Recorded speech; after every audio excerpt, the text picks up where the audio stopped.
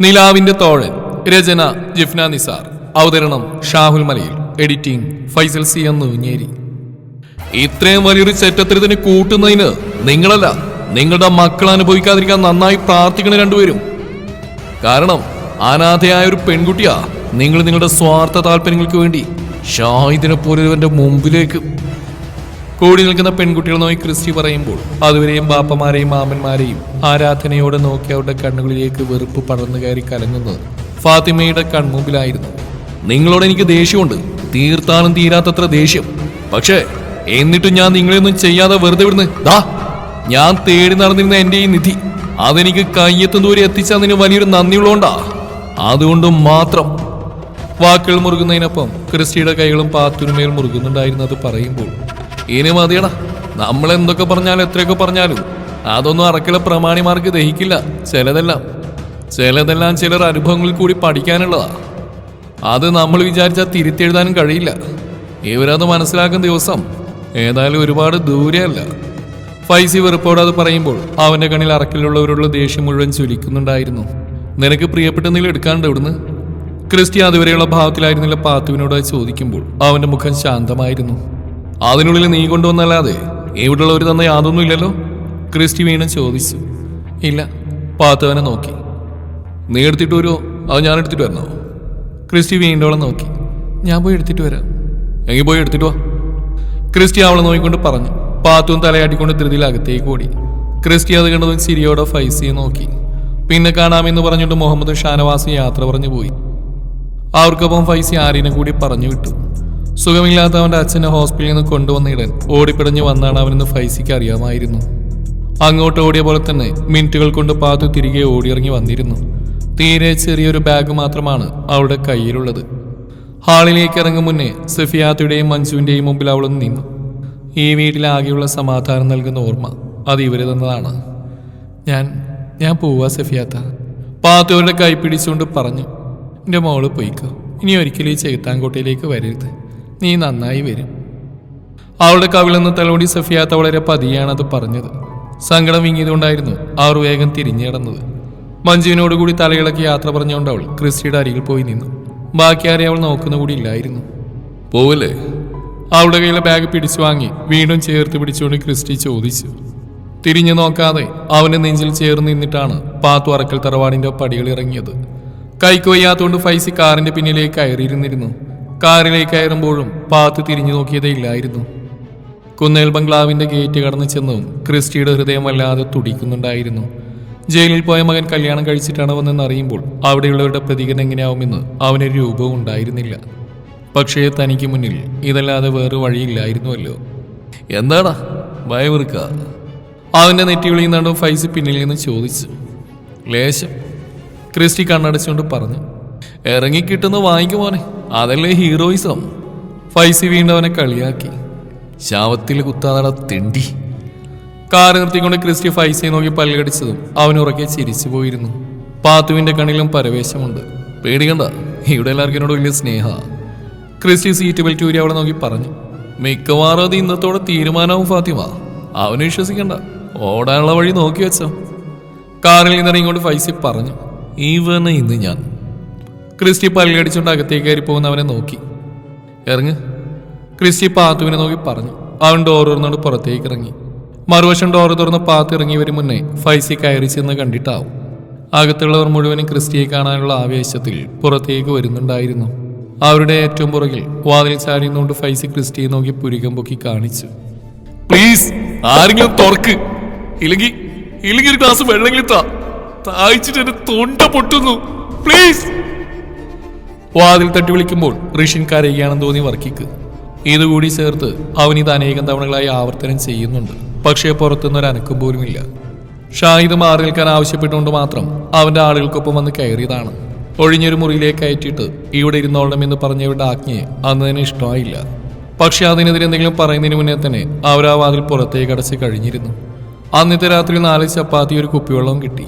അപ്പോഴും കൂടുതൽ സംസാരിക്കാൻ അവസരമൊരുക്കാതെ വീണ്ടും വാതിലടഞ്ഞു. ഋഷിൻ കുറ്റപ്പെടുത്തിക്കൊണ്ട് ഓരോ തവണ നോക്കുമ്പോഴും വർക്കിയുടെ നെഞ്ചിൽ ഒരു അപായ സിഗ്നൽ മുഴങ്ങുന്നുണ്ടായിരുന്നു. പുറം ലോകവുമായി പിന്നെ ഒരു വിവരമില്ല. 2 ദിവസമായി. എന്തായെന്നോ എങ്ങനെ ഇവിടുന്ന് രക്ഷപ്പെട്ടു പോകുമോ എന്നൊന്നും അറിയില്ല. വിചാരിച്ചതിനേക്കാൾ വലിയൊരു കുരുക്കിലാണോ വീണ്ടും വീണു പോയതെന്ന ചോദ്യമായി ഹൃദയം വെറുതെ പേടിപ്പിക്കും. മടുപ്പിക്കുന്ന ഓരോ നിമിഷവും ചെയ്തു പോയതൊരു അബദ്ധമായിരുന്നോ എന്ന ചിന്തകൾ മനഃപൂർവ്വം മനസ്സിലേക്ക് ഇട്ടുതരും. കഴിച്ച ഭക്ഷണത്തിന്റെ കാലാവധി കഴിഞ്ഞെന്ന് തളർച്ചയുടെ രൂപത്തിൽ ശരീരം മുന്നറിയിപ്പ് കൊടുത്തു തുടങ്ങിയിട്ടും അടഞ്ഞുകിടക്കുന്ന വാതിൽ ഇതുവരെയും തുറന്നിട്ടില്ല. ഇതിനകത്ത് കൊണ്ടിട്ട് പോയത് അവർ മറന്നുപോയോ ഇനി? ഒട്ടും സഹിക്കാൻ വയ്യാൻ തോന്നിയ നിമിഷം തൊട്ട് ഋഷിൻ മുട്ടി വിളിക്കാൻ തുടങ്ങിയിട്ടും എത്രയൊക്കെ അതിനുള്ളിൽ കിടന്നുകൊണ്ട് അവൻ അലറി വിളിച്ചിട്ടും മറുവശം വിളി കേൾക്കാൻ കൂടി ആരുമുണ്ടായിരുന്നില്ല. പ്രാഥമിക ആവശ്യങ്ങൾ കൂടി ബുദ്ധിമുട്ടിക്കാൻ തുടങ്ങിയതോടെ വർക്കിയും മകനും ദയനീയമായി പരസ്പരം നോക്കി. നിറഞ്ഞ ചിരിയോടെ നിന്നവരെല്ലാം മറുവശം ഡോറ് തുറന്നിട്ട് പാത്തിറങ്ങിയതോടെ കിളിപോയ മട്ടിലാണ്. ഫൈസി അപ്പോഴും അവർക്ക് പിന്നിൽ നിന്നിട്ട് വാ പൊതിഞ്ഞു പിടിച്ച് ചിരിക്കുന്നുണ്ട്. വാ. അവളുടെ കയ്യിലെ ബാഗ് വാങ്ങിക്കൊണ്ട് ക്രിസ്റ്റിയ കൈ കോർത്തു പിടിച്ചു. കട്ടക്ക് കൂടെ നേക്കണം, എന്നും സംഭവിക്കാൻ സാധ്യതയുണ്ട്. കാര്യം രണ്ടടിയൊക്കെ ഞാൻ കൊള്ളേണ്ടി വന്നേക്കാം, പക്ഷെ ഒരിക്കലും നമ്മൾ ഇറക്കിയെടുത്തില്ല. കോർത്തു പിടിച്ച വിരലുകളിൽ ഇറക്കിക്കൊണ്ട് മുന്നോട്ട് നടക്കുമ്പോൾ ക്രിസ്റ്റി പതിയെ പാത്തുവിനോട് പറഞ്ഞു. അവരിരുവരെയും തുറിച്ചു നോക്കി നിൽക്കുന്ന കുന്നേൽ ബംഗ്ലാവിന്റെ സീറ്റ് ഔട്ടിൽ നിരനിൽക്കുന്നവരെ കാണെ അവൾക്ക് പക്ഷേ സന്തോഷമാണ് തോന്നിയത്. ഈച്ച പറഞ്ഞിട്ട് ഇവരെല്ലാം നല്ലതുപോലെ അറിയാം, പക്ഷെ നേരിട്ട് കാണാൻ ഒത്തിട്ടില്ല ഇതുവരെയും. ഒരു ഫോട്ടോ പോലും കാണിച്ചിട്ടില്ല ഈച്ച. അവരുടെ ഓരോ വിശേഷങ്ങൾ ആഗ്രഹം കൂടി കൂടി അത്ര കൊഞ്ചി നോക്കിയിട്ടുണ്ട്. അവരെ നീ നേരിട്ട് കണ്ടാൽ മതി എൻ്റെ പാത്തു. അതിനേക്കാൾ കൊഞ്ചിക്കൊണ്ട് ഈച്ച പറയുമ്പോൾ അതിലലിഞ്ഞു പോവും. മറിയാമച്ചി കലിപ്പിലാണ് ഈച്ച. പാത്തു സ്വകാര്യം പോലെ പറഞ്ഞത് കേട്ടതും ക്രിസ്റ്റി ഞെട്ടിക്കൊണ്ട് അവിടെ നിന്ന് പോയി. അവന് മറിയാമച്ചി നീ അറിയോ? അവന് നെറ്റി ഒളിഞ്ഞു. ഈച്ച പറഞ്ഞ അറിവെച്ചിട്ട് ഒരു ഏകദേശ രൂപം ഞാൻ ഊഹിച്ചു. പാത്തു കള്ളച്ചിരിയോടെ പറഞ്ഞു. ക്രിസ്റ്റിക്ക് ചിരി വന്നിരുന്നു അവളുടെ മുഖത്തേക്ക് നോക്കിയപ്പോൾ. എന്നതാടാ മക്കളെ, അവിടെ എത്തിയപ്പോ കാലിൽ കുരുവന്നോടാ? അനങ്ങാന്ന് വർത്താനം പറയുന്നവരെ നോക്കി മറിയാമച്ചി വിളിച്ചു ചോദിച്ചു. ഇനി ഇവിടെ തന്നെ നിന്ന് ഓടിച്ചിട്ട് തല്ലും, ആ സാധനം ആളിത്തിരി പെശക. ക്രിസ്റ്റി ഓർമ്മിപ്പിച്ചതും പാത്തു തലയാട്ടിക്കൊണ്ട് അവനോടൊപ്പം നടന്നു. തങ്ങളെ സൂക്ഷിച്ച് നോക്കി നിൽക്കുന്നവർക്ക് നേരെ നോക്കി അവനൊന്ന് ചിരിച്ചു. മാതച്ചൻ അവനെ ഒന്ന് വാരിപ്പുണരാനുള്ള അടങ്ങാത്ത കൊതി കണ്ണിൽ നിറച്ചുകൊണ്ടാണ് നിൽക്കുന്നതെന്ന് ഒറ്റ കാഴ്ച കൊണ്ട് തന്നെ ക്രിസ്റ്റിക്ക് മനസ്സിലായി. നിന്നെ ഇന്നലെ പിടിച്ചുകൊണ്ട് പോയത് പോലീസ് തന്നെയല്ലയോടാ? ആരും ഒന്നും മിണ്ടുന്നില്ല നീണ്ടും മറിയാമച്ചി തന്നെ വീണ്ടും ചോദിച്ചു. അതെ, എന്തേ? ആ ചോദ്യത്തിന്റെ പൊരുൾ മനസ്സിലാവാതെ ക്രിസ്റ്റി ചോദിച്ചു. അല്ല, ഇപ്പോഴൊക്കെ സ്റ്റേഷനിൽ പോയി വരുമ്പോ ഒരു പെണ്ണിനെ കൂടെ കൊണ്ടുപോരാന്ന് എനിക്കറിയത്തില്ലായിരുന്നു. ഒരാക്കി ചിരിയോടെ വീണ്ടും അവരത് പറഞ്ഞതും ചുറ്റും കൂടിയ മുഖങ്ങളിലെല്ലാം ചിരി പടർന്നിരുന്നു. അതെ, ഒരു പ്രത്യേക സാഹചര്യത്തില് എനിക്കൊരു കല്യാണം കഴിക്കേണ്ടി വന്നു. അവരെല്ലാം നോക്കിക്കൊണ്ട് ക്രിസ്റ്റി പറഞ്ഞു. ആ, ഇടയ്ക്കിടെ തോട്ടത്തിൽ കാറ്റുകൊള്ളാൻ പോയപ്പോ തന്നെ ഇത് ഞാൻ പ്രതീക്ഷയാടാ മോനെ. നിസാരതയോടെ മറിയാമച്ചി പറഞ്ഞപ്പോഴും അവരുടെ കണ്ണുകൾ ഫാത്തിമയുടെ നേരെയായിരുന്നു. നീന്ന് താളം ചവിട്ടാ ഇങ്ങോട്ട് കയറി വാ മോനെ. സിറ്റ് ഔട്ടിലേക്കുള്ള സ്റ്റെപ്പിന് കീഴിൽ നിൽക്കുന്ന ക്രിസ്റ്റിയെ നോക്കി ത്രേസി വിളിച്ചു പറഞ്ഞു. കയറി വാ മക്കളെ. ഡെയ്സി ഇറങ്ങി വന്നിട്ട് പാത്തുവിന്റെ കവിളിൽ തലോടിക്കൊണ്ട് പറഞ്ഞു. കണ്ണ് നിറച്ചുകൊണ്ട് അവൾ ക്രിസ്റ്റിയാണ് തിരിഞ്ഞു നോക്കിയത്. അവൻ അപ്പോഴും കണ്ണ് ചിമ്മി ചിരിച്ചു കാണിച്ചു. ക്രിസ്റ്റിയുടെ കയ്യിൽ നിന്ന് അവളുടെ ബാഗ് വാങ്ങിക്കൊണ്ട് ഡെയ്സി അവനെ നോക്കിയും ചിരിച്ചിട്ട് പാത്തുവിന്റെ കൈ പിടിച്ചുകൊണ്ട് സ്റ്റെപ്പ് കയറി. നിറഞ്ഞ ചിരിയോടെ നിൽക്കുന്ന മറിയാമച്ചിയുടെ നേരെ പാത്തുവിന്റെ കൈകൾ നീട്ടിക്കൊടുത്തു ഡെയ്സി. എന്നേക്കാൾ എൻ്റെ മകൻ്റെ അമ്മയായത് നിങ്ങളാ. അവൻ ആഗ്രഹിക്കുന്ന പോലെ മനസ്സിലാക്കിയും ചേർത്ത് പിടിച്ചതും നിങ്ങളാ. അവൻ്റെ പെണ്ണിനെ കൈപിടിച്ച് അകത്തേക്ക് കയറ്റാൻ എന്നേക്കാൾ എന്തുകൊണ്ട് യോഗ്യത നിങ്ങൾക്ക് തന്നെയാ. അന്തിച്ചു നിൽക്കുന്ന മറിയാമച്ചിയോട് നേർത്തൊരു ചിരിയോടെ ഡെയ്സി പറഞ്ഞതും അവരുടെ ഹൃദയം നിറഞ്ഞു പോയിരുന്നു. മാത്തച്ഛനും ത്രേസിയും ലില്ലിയുമെല്ലാം നിറഞ്ഞ ചിരിയോടെ അവരെ നോക്കി നിൽക്കുന്നുണ്ട്. വാ. ആവേശത്തിൽ പാത്തുവിനെ പൊതിഞ്ഞു പിടിച്ചുകൊണ്ടാണ് അവർ അകത്തേക്ക് നടന്നത്. അവർക്ക് പിറകെ മറ്റുള്ളവർ അകത്തേക്ക് പോയി. ഇങ്ങോട്ട് കയറിപ്പോണ മോനെ, നിന്നെ ഇനി പ്രത്യേകിച്ച് വിളക്കെന്ന് വിളിക്കാനെന്ന് ആരും വരുമെന്ന് തോന്നുന്നില്ല. അവരകത്തേക്ക് നടന്നു ചുമലിൽ ചാരി നിൽക്കുന്ന ഫൈസി പറഞ്ഞു. ചിരിയോടെയാണ് ക്രിസ്റ്റി സ്റ്റെപ്പ് കയറി ചെന്ന്. മല പോലെ വന്ന് എലി പോലെയായി അലിയോടാ. ഫൈസിയുടെ അരികിൽ വന്ന് അകത്തേക്കൊന്ന് പാളി നോക്കിക്കൊണ്ട് നെടുവീർപ്പോടെ ക്രിസ്റ്റി പറഞ്ഞു. പോയ എലികളൊക്കെ അകത്ത് തന്നെയാണ്, വല്ലാതെ അങ്ങോട്ട് പൊങ്ങണ്ട. അതേ ചിരിയോടെ ഫൈസി പറഞ്ഞു. നീങ്ങി വന്നേ, ആദ്യം ചെയ്യേണ്ടത് നിന്റെ വീട്ടിലാക്കി തരുമെന്നാ. എങ്ങനെയുണ്ടോ ഒരു നെഗറ്റീവ് അടി? ക്രിസ്റ്റി അവനെ നോക്കി കണ്ണുരുട്ടി. അതങ്ങ് പള്ളി പറഞ്ഞാൽ മതി. വന്നിട്ട് ഇത്രയും നേരമായിട്ട് ഞാൻ എൻ്റെ പെണ്ണിനെ ഒന്ന് നേരെ ചൊവ്വ കണ്ടിട്ടില്ല. അപ്പോഴാ ഒന്നിപ്പോ ഓർഡർക്ക. ക്രിസ്റ്റിയെ നോക്കിയൊന്നും പുച്ഛിച്ചുകൊണ്ട് ഫൈസി വേഗം അകത്തേക്ക് നടന്നു. ഇനി അവിടെ നിന്നാൽ ക്രിസ്റ്റി പിടിച്ച് വലിച്ചു കൊണ്ടുപോകുമോ എന്നൊരു വെപ്രാളമുണ്ടായിരുന്നു അവന്. ആ പോക്കണ്ട് ചിരിയമർത്തിക്കൊണ്ടാണ് ക്രിസ്റ്റി അകത്തേക്ക് നടന്നത്. കണ്ണിൽ ഒരു കരച്ചിലിന്റെ കടലൊളിപ്പിച്ചുകൊണ്ട് മാത്തച്ഛൻ ക്രിസ്റ്റിയുടെ നെഞ്ചോട് ചേർന്ന് നിന്നു.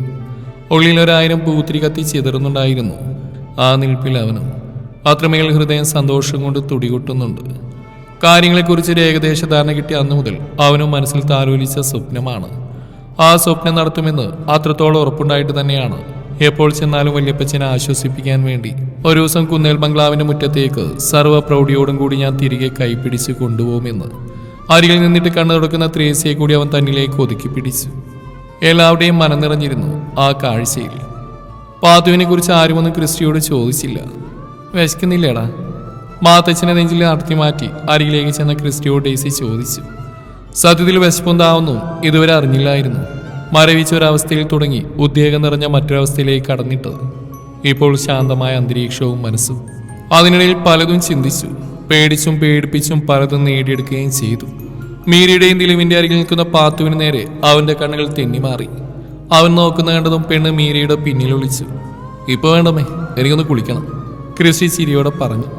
ചിരിച്ചുകൊണ്ട് തന്നെ അവന്റെ കവിളിൽ തലോടിയെങ്കിലും ആ കണ്ണിൽ മറ്റൊരു മകനെ ഓർത്തുള്ള പിടച്ചിൽ ക്രിസ്റ്റിക്ക് മനസ്സിലാവുമായിരുന്നു. ഫൈസിയെ കുത്തിയിട്ട് ഇറങ്ങിപ്പോയതിൽ പിന്നെ അവരെക്കുറിച്ചൊരു വിവരമില്ലെന്ന് ഓർക്കവേ അവനിലൊരു അസ്വസ്ഥത ഉണ്ടായിരുന്നു. അമ്മയ്ക്ക് വേണ്ടി തനിക്ക് അവരെ കണ്ടുപിടിച്ചേ മതിയാവൂ. ക്രിസ്റ്റി അത് മനസ്സുകൊണ്ട് ഉറപ്പിച്ചു. കുളിച്ചിട്ട് വരാട്ടോ. പിണങ്ങിയ പോലെ നിൽക്കുന്ന മറിയാമ്മച്ചിയുടെ താടിയിലൊന്ന് പിടിച്ചു കുലുക്കിക്കൊണ്ട് അവൻ കണ്ണി ചിമ്മിക്കൊണ്ട് പറഞ്ഞു. പോ അവിടുന്ന്, എന്നോട് മിണ്ടണ്ട. അവർ ക്രിസ്റ്റിയുടെ കൈകൾ തട്ടി മാറ്റിക്കൊണ്ട് മുഖം വീർപ്പിച്ചു. ആഹാ, അത് കൊള്ളാലോ. എന്നോട് ഇത്രയും പിണക്കുണ്ടായിട്ടാണോ കയറി വന്നപ്പോൾ അത്രയും കൗണ്ടർ അടിച്ച് എന്നെ നാണം കെടുത്തി കളഞ്ഞ്? ക്രിസ്റ്റി കൈ എളിയിൽ കുത്തിയിട്ട് അവർ നോക്കി കണ്ണുരുട്ടി. നിന്റെ കല്യാണത്തിന് ഞാൻ എന്തൊക്കെ സ്വപ്നം കണ്ടിരുന്നു, പോയില്ലേ? അതൊക്കെ പോയില്ലേ? അവരെ ഒളിച്ചു കല്യാണം. മറിയാമ്മച്ചി ക്രിസ്റ്റിയുടെ തോളിലടിച്ചുകൊണ്ട് പറഞ്ഞു. എങ്കിലും ഒരു കാര്യം ചെയ്യാം, ഇവളോട് നിൽക്കട്ടെ. മറിയാമ്മച്ചി ഒരു കാര്യം ആവശ്യപ്പെട്ടിട്ട് എനിക്കതങ്ങനെ ഉപേക്ഷിച്ച് കളയാനൊക്കുവോ? എന്റെ മറിയാമ്മച്ചി സ്വപ്നം കണ്ട പോലെ ഞാനൊന്നുകൂടെ കെട്ടാം. അപ്പൊ ആ പ്രശ്നം തീരത്തില്ലയോ? എങ്ങനെയുണ്ട്? ക്രിസ്റ്റി പുരികം പൊക്കിക്കൊണ്ട് അവരെ നോക്കി. കെട്ടിയ പെണ്ണിന്റെ മുമ്പിൽ വെച്ച് കൊണച്ച വർത്താനം പറഞ്ഞ നിന്റെ പല്ലി ഞാൻ അടിച്ചു ഓടിക്കാൻ വൃത്തിയായിട്ടവനെ. അവന്റെ ഒരു കല്യാണം. വീണ്ടും കിട്ടി ക്രിസ്റ്റിക്ക് 2-3 അടികൾ കൂടി. പക്ഷേ സിരിയോടെ തന്നെ അവനവരെ നെഞ്ചിലേക്ക് പൊതിഞ്ഞു പിടിച്ചു. അത്രമേൽ സംഘർഷം നിറഞ്ഞിരുന്നിരുന്ന അകത്തളങ്ങൾക്ക് സിരിയുടെ മണിക്കിലക്കമുണ്ടായിരുന്നു അവനെത്തിയ നിമിഷം മുതൽ. മുറിയിൽ നിന്നും ഫോൺ എടുക്കാൻ പോയതാണ് മീര. താഴെ എല്ലാവരും പാത്തുവിന്റെ ചുറ്റുമാണ്. ഇന്നിനി എല്ലാവരും ക്ഷീണിച്ചിരിപ്പല്ലേ, ഭക്ഷണം നമുക്ക് ഓർഡർ ചെയ്യാം. ക്രിസ്റ്റിയാണത് പറഞ്ഞത്. സത്യത്തിൽ അതൊരു വലിയ അനുഗ്രഹം തന്നെയായിരുന്നു. ഒറ്റ ദിവസം കൊണ്ട് അവർ ശാരീരികമായും മാനസികമായും അത്ര തകർന്നു പോയൊരവസ്ഥയിലായിരുന്നുവല്ലോ. ക്രിസ്റ്റിയെ നേരിട്ട് കണ്ടപ്പോഴാണ് ശ്വാസം ഒന്ന് നേരെ വീണ പോലും. ഫോൺ എടുത്തുകൊണ്ട് തിരിഞ്ഞ മീരയുടെ മുന്നിലേക്ക് വാതിൽ ചാരിക്കൊണ്ട് ഫൈസി വന്നിന്നും അവളൊന്ന് പകച്ചുപോയി. താഴെ ഹാളിലെ സോഫയിൽ കണ്ണടച്ച് ചാരി കിടക്കുന്ന കണ്ടിട്ട് തന്നെയാണ് പൂച്ചയെ പോലെ പമ്മി പതുങ്ങി മുകളിലേക്ക് വന്നത്. വന്നപ്പോൾ മുതലുള്ള ആ നോട്ടം ചങ്കു പിടയും. അതിനൊപ്പം ഇടനെഞ്ചിൽ ഒരു അമ്പു വന്ന് തറച്ച പോലൊരു ഫീല്. നോക്കാനും നോക്കാതിരിക്കാനും കഴിയാതെ ഉള്ളിൽ അലതല്ലുന്ന പ്രണയം പരസ്പരം പങ്കിടാൻ അല്ലെങ്കിലും എന്തിനാണ് ഒരുപാട് വാക്കുകളുടെ അകമ്പടി അല്ലേ? ഉള്ളിലെയ്യുന്ന ഒരു നോട്ടം മതിയാവുമല്ലോ. പ്രണയം തുടിക്കുന്ന നേർത്തൊരു ചിരി ധാരാളമല്ലോ ഉള്ളിൽ നിറയാൻ. വാതിലിൽ ചാരി കവിളിൽ നാവ് മുഴപ്പിച്ച് തന്നെ നോക്കിയൊരു കള്ളച്ചിരിയോടെ നിൽക്കുന്ന ഫൈസി. അവൾക്കുള്ളിൽ വീണ്ടും പിടച്ചിലുയർന്നു. ആ നോട്ടം നേരിടാൻ തന്നെ കൊണ്ട് വയ്യെന്ന് തോന്നിയ ആ നിമിഷം മീര അവനിൽ നിന്ന് തിരിഞ്ഞു നിന്നു. പിന്നിൽ നിന്നും അവന്റെ സാമീപ്യം അറിഞ്ഞിട്ടും കൈകൾ ചുരിദാറിൽ മുറുകെ പിടിച്ചതല്ലാതെ അവൾ അപ്പോഴും തിരിഞ്ഞു നോക്കിയില്ല. തൊട്ടടുത്തവൻ ചേർന്ന് നിൽക്കുന്നതും പിന്നിൽ നിന്നും ഒറ്റ കൈ കൊണ്ട് അവനിലേക്ക് ചേർത്തു പിടിക്കുന്നതും ഒരു വിറയലോട് അറിയുന്നുണ്ട്. എന്താണ് ഞാൻ നോക്കുമ്പോഴേക്കും എൻ്റെ പെണ്ണിനൊരു ഒളിച്ച് കളി? കാതോട് ചേർന്നിട്ട് ഫൈസി ചോദിക്കുമ്പോൾ മീര അവൻ്റെ കയ്യിൽ മുറുകെ പിടിച്ചു. അവൾക്ക് ഉത്തരമൊന്നും പറയാനുണ്ടായിരുന്നില്ല. അതറിഞ്ഞുകൊണ്ട് തന്നെ പിന്നെ അവനൊന്നും ചോദിച്ചതുമില്ല. വേദനയൊക്കെ കുറഞ്ഞോ? ഫൈസിയുടെ നേരെ മുഖം ചിരിച്ചുകൊണ്ട് അവൾ മെല്ലെ ചോദിച്ചു. ചിരിയോടാവും മൂളി. അവന്റെ കൈയെടുത്ത് മാറ്റിക്കൊണ്ട് മീര ഫൈസിയുടെ നേരെ തിരിഞ്ഞെന്നു. ഇനി എന്നാ ഹോസ്പിറ്റലിൽ പോവേണ്ടത്? നാളെ കഴിഞ്ഞു. ഉത്തരം പറയുമ്പോഴും കാന്തം പോലെ ഫൈസിയുടെ കണ്ണുകൾ മീരയുടെ നേരെ തറച്ചു നിൽപ്പാണ്. അധിക നേരം ആ നോട്ടം താങ്ങാനുള്ള കേൾപ്പില്ലാത്തതുകൊണ്ട് മീര വീണ്ടും മുഖം താഴ്ത്തി പിടിച്ചു. ആളും ആരവങ്ങളൊന്നുമില്ലാതെ. ഇനി എപ്പോഴാ മീര നീ എനിക്ക് സ്വന്തമാവുന്നത്? വീണ്ടും അവളുടെ കൈ പിടിച്ച് വലിച്ചടുപ്പിച്ചുകൊണ്ട് ഫൈസി ചോദിച്ചു. മീര ഒരു നിമിഷം ഒന്നും മിണ്ടാതെ അവന്റെ കണ്ണിലേക്ക് നോക്കി. എനിക്കിനി വയ്യ മീര, കാത്തിരിക്കാം. അവന്റെ സ്വരം നേർത്തു പോയിരുന്നു. എനിക്ക് അങ്ങനെയല്ല ഫൈസിക്ക, നിങ്ങളുടെ സ്വന്തമാവേണ്ടത്. മീരയുടെ സ്വരവും പതിഞ്ഞുപോയി. പിന്നെ അവളുടെ കഴുത്തിലൂടെ കൈയിട്ട് പിടിച്ചുകൊണ്ട് ഫൈസി ചിരിയോടെ ചോദിച്ചു. എല്ലാവരെയും കൂട്ടിയിട്ട് ഉമ്മച്ചിയും ഉപ്പച്ചിയും പിന്നെ ഫറയും ഇവിടുത്തെ അമ്മമാരും ദിലുവും എൻ്റെ ഇച്ചായനും എല്ലാവരും കൂടിയിട്ട് എൻ്റെ കൈ പിടിച്ച് ഏൽപ്പിക്കുമ്പോൾ ഏതോ ഓർമ്മകൾ കൊണ്ട് മീരയുടെ കണ്ണ് നിറഞ്ഞു പോയിരുന്നു. ആരോരുമില്ലാത്തവളുടെ സ്വപ്നമായിരിക്കണം അത്. ഫൈസിയുടെ ഹൃദയം പിടഞ്ഞു. പക്ഷെ അവനത് പുറമേ കാണിച്ചില്ല. അങ്ങനെ മതി, നിന്റെ ഇഷ്ടം പോലെ. മീരയുടെ നെറ്റിൽ നെറ്റിമുട്ടിച്ചുകൊണ്ട് ഫൈസിയും സമ്മതിച്ചു കൊടുത്തു. എക്സാം എന്നാ തീരുന്നു? 2 ആഴ്ച കൂടിയുണ്ട്. എന്തായാലും അത് തീരട്ടെ, അല്ലെങ്കിൽ ഇത്രയും പഠിച്ച് വെറുതെ ആവും. വീണ്ടും കള്ളച്ചിരിയോടെ ഫൈസി പറഞ്ഞു. അതെന്താ? മീരയ്ക്ക് അവൻ്റെ കള്ളത്തിനും മനസ്സിലായില്ല. അതിനിടയ്ക്ക് കല്യാണം കഴിച്ചാൽ നിന്റെ പഠനം നടക്കൂല മീര. അപ്പം എക്സാം പൊട്ടില്ലേ, പഠിച്ചത് വെറുതെ ആവില്ലേ? വീണ്ടും അതേ ചിരി. ഇപ്രാവശ്യം അവൻ്റെ ഉദ്ദേശം വ്യക്തമായി മനസ്സിലായതുകൊണ്ട് തന്നെ മീരയുടെ മുഖം ചുവന്നു പോയിരുന്നു. ഫുഡ് എത്തിയോടാ? മുടി കൈകൊണ്ട് കോതിക്കൊണ്ട് സ്റ്റെപ്പ് ഇറങ്ങി വരുന്നതിനിടെ തന്നെ ക്രിസ്റ്റി ആളിലെ സോഫയിൽ അവൻ പോകുമ്പോൾ ഇരുന്ന് അതേ പൊസിഷനിൽ തന്നെ ഇരിക്കുന്ന ഫൈസിയോട് ചോദിച്ചു. എത്തിയില്ലടാ, ഇപ്പോൾ വരുമായിരിക്കും. ഫോണിൽ നോക്കിക്കൊണ്ട് തന്നെ ഫൈസി പറഞ്ഞു. അവനെ ഒന്ന് നോക്കി മൂളിക്കൊണ്ട് ക്രിസ്റ്റി അടുക്കള ഭാഗത്തേക്ക് തലയിരിച്ച് നോക്കി. ഒച്ചയും ബഹളൊക്കെ കേൾക്കുന്നുണ്ട്. നീ എന്നെ വീട്ടിൽ വിട്ടാടാ, സമയം വൈകി. ഫൈസി ക്രിസ്റ്റിയെ നോക്കി. ഇതെന്നതാടാ നിനക്കിപ്പോൾ പെട്ടെന്നൊരു ധൃതി? ക്രിസ്റ്റി അവനെ നേരെ സൂക്ഷിച്ച് നോക്കി. അതുകൊള്ളാലോ, എനിക്ക് എൻ്റെ വീട്ടിൽ പോകണമെന്നല്ല ഞാൻ പറഞ്ഞു. ഈ വയ്യാതെ കൈ വെച്ചുകൊണ്ട് ഞാനതിന് വണ്ടി ഓടിക്കും, അതുകൊണ്ടല്ലാണ് നിന്നോട് പറഞ്ഞു. ഇല്ലാത്ത നിഷ്കളങ്കത വാരി വിതറിക്കൊണ്ട് ഫൈസി ക്രിസ്റ്റിയെ നോക്കി. ഇനി ഏതായാലും ഫുഡ് കഴിച്ചിട്ട് പോവാ, കുറച്ചു നേരം കൂടി ഇരിക്കും. അവനെ ഒന്നുകൂടി നോക്കിയിട്ട് ക്രിസ്റ്റി പറഞ്ഞു. അത് പറഞ്ഞിട്ട് അവൻ അടുക്കളയിലേക്ക് പോകുന്ന നോക്കി ഫൈസി ശ്വാസം വലിച്ച് വിട്ടുകൊണ്ട് തലയുടഞ്ഞു. പാത്തു, നിനക്ക് പ്രശ്നമാണെങ്കിൽ മുകളിലേക്ക് ചെല്ല്. അവർക്കിടയിലേക്ക് ചെന്നിട്ട് യാതൊരു ഔപചാരികതയുമില്ലാതെ അവൾ അവിടെ തന്നെയുള്ള ഒരാളെന്ന മട്ടിലാണ് ക്രിസ്റ്റി പറഞ്ഞത്. അവരെല്ലാം അവനെ തിരിഞ്ഞു നോക്കി. അവൾക്ക് ഡ്രസ്സൊന്നും ഉണ്ടാവില്ല ക്രിസ്റ്റി.